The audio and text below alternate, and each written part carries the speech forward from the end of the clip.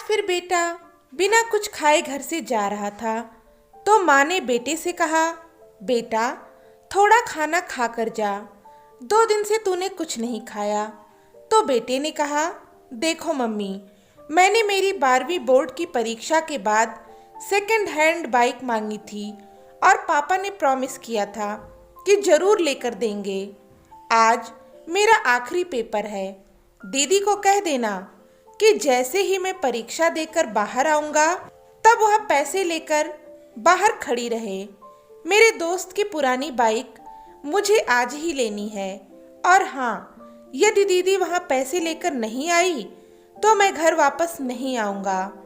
एक गरीब घर में बेटे रोहन की जिद और माता की लाचारी आमने सामने टकरा रही थी। माँ ने कहा, बेटा तेरे पापा तुझे बाइक लेकर देने ही वाले थे, लेकिन पिछले महीने एक्सीडेंट, इससे पहले कि माँ अपनी बात पूरी कर पाती उससे पहले रोहन बोला, मैं कुछ नहीं जानता, मुझे तो बाइक चाहिए ही चाहिए। ऐसा बोलकर रोहन अपनी मम्मी को गरीबी और लाचारी की मझधार में छोड़कर घर से बाहर निकल गया। 12वीं बोर्ड की परीक्षा के बाद मिश्रा सर एक अनोखी परीक्षा का आयोजन करते थे। हालांकि सर का विषय गणित था, किंतु विद्यार्थियों को जीवन का गणित भी समझाते थे। उनके सभी विद्यार्थी यह परीक्षा जरूर देने आते थे। इस साल परीक्षा का विषय था मेरी पारिवारिक भूमिका। रोहन परीक्षा कक्षा में आकर बैठ गया। उसने मन में गांठ बांध ली थी कि यदि मुझे बाइक नहीं लेकर देंगे तो मैं घर नहीं जाऊंगा। सर ने क्लास में सभी को पेपर बांट दिए। पेपर में कुल 10 प्रश्न थे। उत्तर देने के लिए 1 घंटे का समय दिया गया था। रोहन ने पहले प्रश्न को पढ़ा। आपके घर में आपके पिताजी, माताजी, भाई बहन और आप कितने घंटे काम करते हो, विस्तार में बताइए। रोहन ने तुरंत जवाब लिखना शुरू कर दिया। पापा सुबह 6 बजे टिफिन के साथ अपनी ऑटो रिक्शा लेकर निकल जाते हैं और रात को 9 बजे वापस आते हैं। ऐसे में वह लगभग 15 घंटे काम करते हैं। मम्मी सुबह 4 बजे उठकर पापा का टिफिन तैयार करती है, बाद में घर का सारा काम करती है, दोपहर को सिलाई का काम करती है और सभी लोगों के सोने के बाद सोती है। लगभग रोज 16 घंटे काम करती है। दीदी सुबह कॉलेज जाती है और शाम को 4 से 8 बजे तक पार्ट टाइम जॉब करती है और रात को मम्मी के काम में मदद करती है। लगभग 12 से 13 घंटे काम करती है। मैं सुबह 6 बजे उठता हूँ और दोपहर को स्कूल से आकर खाना खाकर सो जाता हूँ। शाम को अपने दोस्तों के साथ टहलता हूँ। रात को 11 बजे तक पढ़ता हूँ, तो लगभग 10 घंटे मैं व्यस्त रहता हूँ। पहले सवाल के जवाब के बाद रोहन ने दूसरा प्रश्न पढ़ा। आपके घर की मासिक कुल कितनी आमदनी है? तो रोहन ने जवाब लिखना शुरू किया। मेरे पापा की आमदनी लगभग 10,000 है। मम्मी और दीदी मिलकर 5,000 रुपये कुल जोड़ लेते हैं। कुल आमदनी 15,000 रुपये है। प्रश्न नंबर 3 था, मोबाइल रिचार्ज प्लान, आपकी मनपसंद टीवी पर आ रही 3 सीरियल के नाम, शहर के एक सिनेमा हॉल का पता और अभी वहां चल रही मूवी का नाम बताइए। सभी प्रश्नों के जवाब आसान होने के कारण रोहन ने फटाफट 2 मिनट में लिख दिए। अब बारी थी प्रश्न नंबर 4 की और 4 प्रश्न था, 1 किलो आलू और भिंडी की कीमत क्या है? 1 किलो गेहूं, चावल और तेल की कीमत बताइए और जहां पर गेहूं पिसाने जाते हो उस आटा चक्की का पता भी बताइए। रोहन को इस सवाल का जवाब नहीं आया।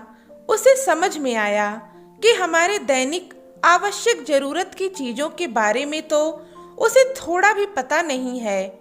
मम्मी जब भी कोई काम बताती थी तो वह मना कर देता था। आज उसे समझ में आया कि बेकार की चीज़, मोबाइल रिचार्ज, मूवी का ज्ञान ही जरूरी नहीं है। अपने घर के कामों की समझ होना भी बहुत जरूरी है। प्रश्न नंबर 5 था, आप अपने घर में भोजन को लेकर कभी तकरार या गुस्सा करते हैं? तो रोहन ने सोचकर जवाब लिखा, हाँ, मुझे आलू के सिवा कोई भी सब्जी पसंद नहीं है। यदि मम्मी और कोई सब्जी बनाए तो मेरे घर में झगड़ा होता है। कई बार मैं बिना खाना खाए उठ खड़ा हो जाता हूँ। इतना लिखते ही रोहन को याद आया कि आलू की सब्जी से माँ को गैस की तकलीफ होती है, पेट में दर्द होता है। माँ अपनी सब्जी में एक बड़ी चम्मच अजवाइन डालकर खाती है। एक दिन मैंने गलती से मम्मी की सब्जी खा ली थी और फिर मैं थूक दिया था और फिर पूछा था कि मम्मी, तुम इतनी कड़वी सब्जी क्यों खाती हो? तब दीदी ने बताया था कि हमारे घर की स्थिति अच्छी नहीं है कि हम 2 सब्जी बनाकर खाएं। तुम्हारी जिद के कारण मम्मी बेचारी क्या करें? रोहन ने अपनी यादों से बाहर आकर अगले प्रश्न को पढ़ा। अगला प्रश्न था, आपने अपने घर में की हुई आखिरी जिद के बारे में लिखिए। रोहन ने जवाब लिखना शुरू किया। मेरी बोर्ड की परीक्षा पूर्ण होने के बाद दूसरे ही दिन बाइक के लिए जिद की थी। पापा ने कोई जवाब नहीं दिया था और मम्मी ने समझाया था कि घर में पैसे नहीं हैं, लेकिन मैं नहीं माना। मैंने 2 दिन से घर में खाना खाना छोड़ दिया है। जब तक बाइक नहीं लेकर देंगे मैं खाना नहीं खाऊंगा और आज तो मैं वापस घर नहीं जाऊंगा। यह कहकर निकला हूँ। अब बारी थी प्रश्न नंबर 7 की और प्रश्न था, आपको अपने घर में मिल रही पॉकेट मनी का आप क्या करते हैं? आपके भाई बहन अपने पॉकेट मनी का कैसे खर्च करते हैं? तो रोहन ने जवाब में लिखना शुरू किया। हर महीने पापा मुझे 100 रुपए देते हैं। उसमें से मैं मनपसंद परफ्यूम और चश्मा लेता हूँ या अपने दोस्तों के साथ छोटी मोटी पार्टियों में खर्च करता हूँ। मेरी दीदी को भी पापा 100 रुपए देते हैं। वह खुद भी कमाती है और पगार के पैसों से मम्मी को आर्थिक मदद भी करती है। हाँ, उसको दिए गए पॉकेट मनी को वह गुल्लक में डालकर बचत करती है। उसके किसी प्रकार के शौक नहीं हैं क्योंकि वह कंजूस भी है। इसके बाद प्रश्न था 8, क्या आप अपनी खुद की पारिवारिक जिम्मेदारी को समझते हैं? यह प्रश्न अटपटा और मुश्किल होने के बाद भी रोहन ने जवाब लिखना शुरू किया। परिवार के साथ जुड़े रहना चाहिए, एक दूसरे के प्रति समझदारी से व्यवहार करना चाहिए, एक दूसरे की मदद करनी चाहिए और ऐसे अपनी जिम्मेदारी निभानी चाहिए। यह लिखते लिखते ही अंतरात्मा से आवाज आई, रोहन, तुम खुद अपनी पारिवारिक जिम्मेदारी को योग्य रूप से निभा रहे हो क्या? और अंतरात्मा से ही जवाब आया, नहीं, बिल्कुल नहीं। प्रश्न नंबर 9, आपके परिणाम से आपके माता पिता खुश हैं? क्या वह अच्छे परिणाम के लिए आपसे जिद करते हैं, आपको डांटते रहते हैं? इस प्रश्न का जवाब लिखने से पहले रोहन की आंखें भर आईं। अब वह परिवार के प्रति अपनी भूमिका बराबर समझ चुका था। उसने लिखने की शुरुआत की, वैसे तो मैंने कभी मेरे माता पिता को आज तक संतोषजनक परिणाम नहीं दिया हूँ, लेकिन इसके लिए उन्होंने कभी भी जिद नहीं की। मैंने बहुत बार अच्छे रिजल्ट के प्रॉमिस तोड़े हैं, फिर भी हल्की सी डांट के बाद वही प्रेम बना रहता है। इसके बाद आखिरी प्रश्न था, प्रश्न नंबर 10, पारिवारिक जीवन में असरकारक भूमिका निभाने के लिए इन छुट्टियों में आप कैसे अपने परिवार की मदद करेंगे? जवाब में रोहन की कलम चले इससे पहले उसकी आंखों से आंसू बहने लगे। जवाब लिखने से पहले ही कलम रुक गई। बेंच के नीचे मुंह रखकर रोने लगा। फिर से कलम उठाई, तब भी वह कुछ न लिख पाया। 10वें प्रश्न का जवाब दिए बगैर उसने पेपर सबमिट कर दिया और बाहर आ गया। स्कूल के दरवाजे पर दीदी को देखकर रोहन उसकी ओर दौड़ पड़ा। जैसे ही दीदी के पास पहुंचा, दीदी ने कहा, भाई यह ले 8,000 रुपए। मम्मी ने कहा है कि बाइक लेकर ही आना। दीदी ने रोहन को पैसे पकड़ा दिए। रोहन ने पूछा, कहाँ से लाई हो पैसे? तब दीदी ने बताया, मैंने मेरे ऑफिस से 1 महीने की सैलरी एडवांस मांग ली। मम्मी भी जहाँ काम करती है वहाँ से उधार ले लिया और मेरी पॉकेट मनी की बचत से निकाल लिए। ऐसा करके तुम्हारी बाइक के पैसे की व्यवस्था हो गई है। रोहन की दृष्टि पैसों पर स्थिर हो गई थी। दीदी फिर बोली, भाई मम्मी को बोलकर निकले थे कि पैसे नहीं दोगे तो मैं घर पर नहीं आऊँगा। अब तुम्हें समझना चाहिए कि तुम्हारी भी घर के प्रति जिम्मेदारी है। मुझे भी बहुत शौक हैं, लेकिन मैं अपने शौक की बजाय अपने परिवार को ज़्यादा महत्व देती हूँ।